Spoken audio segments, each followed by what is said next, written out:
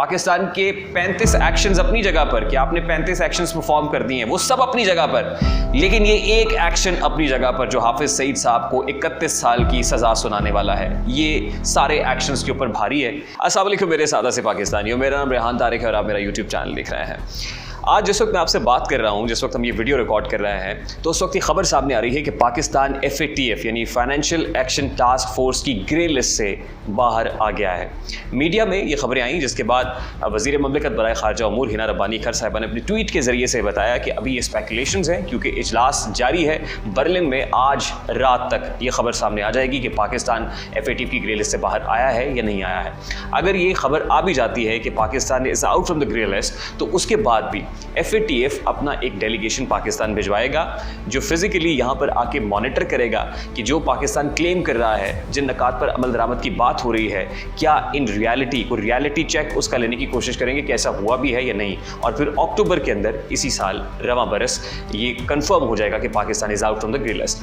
अगर Pakistan grey list से बाहर आ जाता है तो इसके क्या फ़वाइद होंगे, इस पर भी बात करेंगे, लेकिन उससे पहले ज़रा क्विकली ये देखते हैं कि FATF ग्रे लिस्ट है क्या और FATF ग्रे लिस्ट में होने वाले ममालिक पर क्या इम्प्लीकेशंस होते हैं। फाइनेंशियल एक्शन टास्क फोर्स असल में ये एक इदारा है जो कायम किया गया आलमी मालियाती फ्रॉड से बचने के लिए। 1989 यानी 1989 में G7 कंट्रीज़, ग्रेट 7 कंट्रीज़, जिसमें अमेरिका है, बरतानिया है, फ्रांस है, इटली है, चाइना है और जर्मनी, इन सब लोगों ने मिलकर ये फैसला किया है कि जो मनी लॉन्ड्रिंग होती है, जो मनी लॉन्डर होकर आती है ऐसे कंट्रीज़ से जो ऑब्वियसली तरक्की पजीर ममालिक हैं या ऐसे ममालिक हैं कि जहाँ पर रूल ऑफ लॉ नहीं है, जहाँ पर करप्शन बहुत ज़्यादा है, तो उनकी वजह से हमें बहुत नुकसानात उठाने पड़ते हैं। वो किस सेंस में उठाने पड़ते हैं कि इस तरह के ममालिक को आलमी मालियाती इदारे फंड कर रहे होते हैं। इंटरनेशनल क्रेडिटर्स, इंटरनेशनल जो लेंडर्स हैं, वो इनको पैसे दे रहे होते हैं, और जब वो पैसे उनके पास पहुँचते हैं कर्ज़ की सूरत में, वो कर्ज़ वापस आता है या नहीं, ये डिपेंड करता है कि उन ममालिक का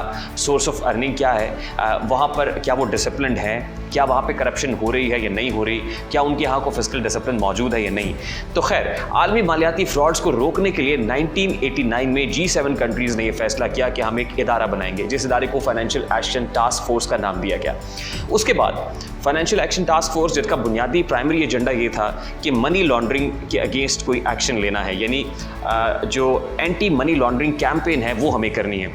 9/11 होता है और 9/11 के बाद FATF की डोमेन के अंदर जो टेरर फाइनेंसिंग है या टेररिस्ट एक्टिविटीज़ है वो भी आ जाती हैं, यानी उसके बाद इसकी डोमेन एक्सपैंड करती है और ये काउंटर टेरर फाइनेंसिंग के ऊपर भी काम करना शुरू कर देते हैं। पाकिस्तान FATF की ग्रे लिस्ट में कब शामिल होता है? ये 2008 वो बदकिस्मत साल होता है कि जब पाकिस्तान को FATF की ग्रे लिस्ट में शामिल कर दिया जाता है, लेकिन फॉर्चुनेटली 2009 में यानी अगले ही बरस पाकिस्तान इस ग्रे लिस्ट से बाहर आ जाता है। सेकेंड टाइम पाकिस्तान को FATF की ग्रे लिस्ट में 2012 में शामिल किया जाता है, और फिर 2015 तक, यानी उस वक्त 2012 जब पाकिस्तान पीपल्स पार्टी की हुकूमत थी, 2013 में मुस्लिम लीग नून की हुकूमत आ जाती है, और मुस्लिम लीग नून की हुकूमत में 2015 में पाकिस्तान एक बार फिर FATF की ग्रे लिस्ट से बाहर आ जाता है। थर्ड टाइम पाकिस्तान को FATF की ग्रे लिस्ट में 2018 में शामिल किया जाता है पाकिस्तान तहरीक इंसाफ की हुकूमत। और अब PTI की हुकूमत को जब FATF ग्रे लिस्ट में किसी मुल्क को डालता है तो फिर कुछ पॉइंटर्स दिए जाते हैं, उसको कुछ सवालात दिए जाते हैं, जवाबात मांगे जाते हैं, तकाजा किया जाता है कि आप ये एक्शंस परफॉर्म करें, ये एक्शंस परफॉर्म करने के बाद अपनी रिपोर्ट हमारे साथ शेयर करें। उसके बाद जो FATF के मुस्तकिल रुकन ममालिक हैं वो बैठ के जायज़ा इजलास के अंदर ये फैसला करेंगे कि परफॉर्मेंस आपकी सैटिस्फैक्ट्री है, तसल्ली बख्श है या नहीं है। इस वक्त जो G7 कंट्रीज़ ने FATF का इदारा बनाया था, जिस वक्त 7 ममालिक मौजूद थे, वो एक्सपैंड होते हुए इस वक्त 39 ममालिक हैं। पहले वो 22 ममालिक हुए, फिर 27 ममालिक तक आए, फिर 37 कंट्रीज़ ने इस ग्रुप को ज्वाइन कर लिया। इस वक्त जो मुस्तकिल रुकन ममालिक हैं वो 39 हैं। तो 39 ममालिक आज भी जर्मनी में, बर्लिन में बैठे हुए हैं, जायज़ा ले रहे हैं कि पाकिस्तान ने उन पॉइंटर्स के ऊपर अपनी परफॉर्मेंस दिखाई है, क्या वो सैटिस्फैक्ट्री है या नहीं है। रवा बरसी मार्च में, यानी मार्च 2022 में भी FATF का इजलास हुआ, जिसमें पाकिस्तान की परफॉर्मेंस को देखा गया और फिर ये फैसला किया गया कि नहीं, डू मोर, अभी कुछ और करने की ज़रूरत है। यानी आपने 27 पॉइंट्स पे तो काम किया है, लेकिन एशिया पैसिफिक ग्रुप ने कहा कि मज़ीद 7 पॉइंट्स हैं जिनके ऊपर पाकिस्तान को काम करने की ज़रूरत है। यानी वो 27 पॉइंटर्स एक्सपैंड होकर 34 बन गए। फिर वो 34 ऐसे पॉइंट्स थे, 34 ऐसे क्वेश्चंस थे, 34 ऐसे एक्शंस थे जो पाकिस्तान ने परफॉर्म करने थे। और अब जो नंबर सामने आ रहा है बड़ा खुशाइंद है कि पाकिस्तान ने आउट फ्रॉम द 35 एक्शंस को परफॉर्म कर लिया है और पाकिस्तान की कारकर्दगी बड़ी खुशाइंद है, हौसला अफजा है और यही वो इम्कानात को रोशन कर रही है कि Pakistan is going to be out from the FATF grey list. तो अभी तक बहुत सारे ऐसे इंटरनेशनल क्रेडिटर्स जो रिलक्टेंट थे फंडिंग करने में, अगर पाकिस्तान ग्रे लिस्ट से बाहर आ जाता है तो वो फंडिंग आना शुरू हो जाएगी, सरमायाकार पाकिस्तान की तरफ खींचे चले आएंगे। ये एक बहुत बड़ा प्रोमिनेंट फैक्टर होगा, यानी हमारी इकोनॉमी के लिए बड़ी अच्छी खबर होगी कि पाकिस्तान ग्रे लिस्ट से बाहर आ जाए। देखिए, जो FATF है वो एक पॉलिटिकल फोरम भी है जहाँ वो काउंटर टेरर फाइनेंसिंग और एंटी मनी लॉन्ड्रिंग कैंपेन्स करता है, वहीं वो एक पॉलिटिकल फोरम कैसे है, क्योंकि इसमें बहुत सारे वो ममालिक मौजूद हैं जो जैसे इंडिया है, जैसे अमेरिका है, जैसे जो वेस्टर्न कंट्रीज़ ऐसे हैं जिनको जो ममालिक नहीं भाते हैं वो उनको ब्लैक लिस्ट भी कर देते हैं, उनको ग्रीन लिस्ट में भी रखते हैं ताकि इनके ऊपर अनसर्टेनिटी रहे। तो इंडिया बहुत बड़ी लॉबी रखता है और इंडियन लॉबी ने कि 22 हम लोग एक अरसे तक ग्रे लिस्ट में रहे हैं, 2012 से 15 तक, फिर उसके बाद 18 से अब तक 4 साल हो गए हमें ग्रे लिस्ट में। तो इंडिया की तरफ से बड़ी लॉबी की गई है, लेकिन हमें फ़ायदा है कि FATF के अंदर 2 ऐसे ममालिक हैं जो हमारे लिए लॉबी करते हैं, क्योंकि हम मुस्तकिल रुकन नहीं हैं। वो कौन से कंट्रीज़ हैं? वो तुर्की है, रजब तैयब एर्दोगान साहब। फिर चाइना हमेशा लॉबी करता है कि पाकिस्तान को ग्रे लिस्ट से बाहर आना चाहिए। चाइना की भारी भरकम फंडिंग इस वक्त पाकिस्तान के अंदर भी है, CPEC एक बहुत बड़ा प्रोजेक्ट है।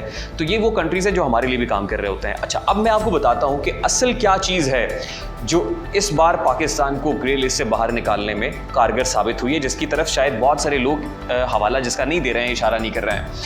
आपको याद होगा कि हाफिज़ सईद साहब, लश्कर तैयबा के अमीर, मुंबई अटैक्स जिस पर अमेरिका की तरफ से पाकिस्तान को शदीद दबाव का सामना करना पड़ा, भारत की तरफ से पाकिस्तान को शदीद दबाव का सामना करना पड़ा, भारत और भारतीय लॉबी जिस पे अमेरिका भी शामिल है, वो एक बहुत बड़ा प्रोमिनेंट किस्म का फैक्टर जो FATF के अंदर उठाते रही है वो ये है, देखिए पाकिस्तान टेरर फाइनेंसिंग कर रहा है, हाफिज़ सईद साहब टेरर फाइनेंसिंग कर रहे हैं। हाफिज़ सईद साहब जो है वो एक दहशतगर्द, एक मिलिटेंट विंग को लीड कर रहे हैं और वो मिलिटेंट विंग वो है जिसने मुंबई अटैक्स भी किए हैं।